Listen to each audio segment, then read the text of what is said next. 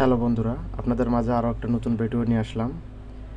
আমি যে ফোনটা হাতে নিয়েছি এই ফোনের মডেল হচ্ছে স্যামসাং S8 প্লাস।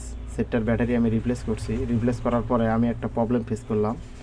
সেটটা চার্জার দেওয়ার পূর্বে ব্যাটারি টেম্পার টুল নামে বারবার মেসেজটা আসতেছে, নট চার্জিং সাপোর্টেড।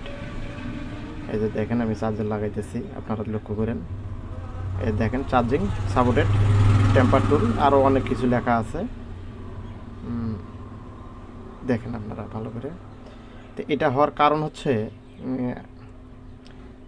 আমিও কিন্তু বিভ্রান্তর মধ্যে পড়লাম যে আসলে চার্জিং আইসির ইস্যু থেকে এরকম আসতেছে, বা অন্য কোনো রিস্টেন্ট খুলে গেল বা কোনো একটা প্রবলেম হলো, যার কারণে পরে আমি এটা যাচাই করলাম। এই যে পিছনের এই ফোনটা কিন্তু ওয়্যারলেস চার্জিং সাপোর্টেড, যার কারণে এই যে ওয়্যারলেস চার্জিং যে পিছনে যে কয়েলটা আছে এই কয়েলটা লাগানো হয় নাই, না লাগানোর কারণে এই প্রবলেমটা হয়েছে।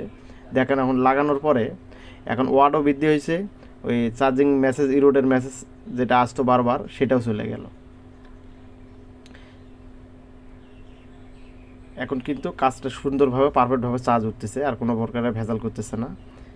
কিন্তু আপনারা ব্যাটারি ফোনের কেউ রিপ্লেস করে ওই পিছনের ওয়্যারলেস চার্জিং কয়েলটা না লাগায়া যদি আপনারা ব্যাটারি চার্জিং চেক করতে যান, তাহলে এই ধরনের বিভ্রান্তিতে পড়বেন। ভয় পাওয়ার কারণ নেই, আপনারা ওটা লাগাই নেবেন, তাহলেই সমস্যার সমাধান হবে। ধন্যবাদ।